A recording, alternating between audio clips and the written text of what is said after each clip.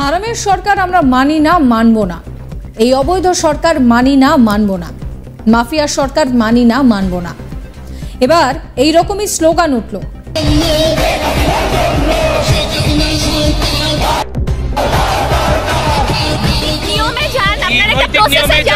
Doctor Yunus অবৈধ, যে একটা গভর্নিং বডি হয়ে একটা পরীক্ষা হয়ে তারপর আসতে হবে।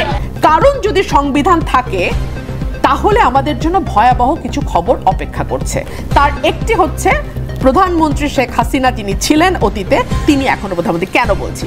অগ্রাধিকার ভিত্তিতে দেশের থমথম পরিস্থিতি নিয়ে আইনগতভাবে এখন পর্যন্ত দেশের প্রধানমন্ত্রী কিন্তু শেখ হাসিনা বলে দাবি জানিয়েছেন ব্যারিস্টার রুমিন ফারহানা, যেটা কিনা বাংলাদেশের সাবেক প্রধানমন্ত্রী শেখ হাসিনা তার ফোন আলাপে বলেছিলেন, কিন্তু কেউ বিশ্বাস করেনি। অবশেষে বিশ্বাস করতে বাধ্য হচ্ছেন উপদেষ্টারা সহ দেশের জনগণ। খবর অপেক্ষা করছে।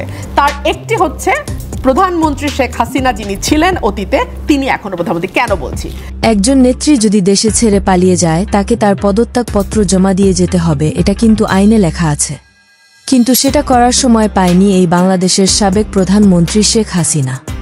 রাষ্ট্রপতির পদত্যাগ ইস্যুকে কেন্দ্র করে যে আন্দোলন শুরু হয়েছিল বাংলাদেশে, সেটা হঠাৎ করেই ঢুক দিল। তার কারণ হিসাবে জানা যায়, রাষ্ট্রপতিকে বাধ্যতামূলক পদত্যাগ করানো হলে হুমকির মুখে পড়বে জামাত ও বিএনপির মতো শক্তিশালী দলগুলো।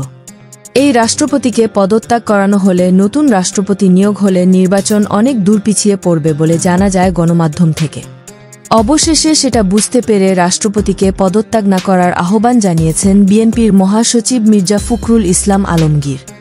তবে ছাত্রলীগকে নিষিদ্ধ করা নিয়ে খেপে গিয়েছেন এই ব্যারিস্টার রুমিন ফারহানা থেকে শুরু করে ভিপি নুরুল হক নূর। নিষিদ্ধ করবার ম্যান্ডেটটা, নিষিদ্ধ করবার অধিকারটা তাদেরকে কে দিল? পুরো সংগঠনকে কি করে নিষিদ্ধ করেন? নিষিদ্ধ করবার আগে কি আপনি মানুষের মতামত নিয়েছেন? রাজনৈতিক দলগুলোর মতামত নিয়েছেন? বাংলাদেশ সৃষ্টি হয়েছে ছাত্র রাজনীতির মাধ্যমে। ছাত্র রাজনীতি না থাকলে আজকে 1952 সালের ভাষা আন্দোলন হতো না, 69 এর গণ অভ্যুত্থান হতো না, 71 এর মুক্তিযুদ্ধ হতো না, 90 এর স্বৈরাচার বিরোধী আন্দোলন হতো না।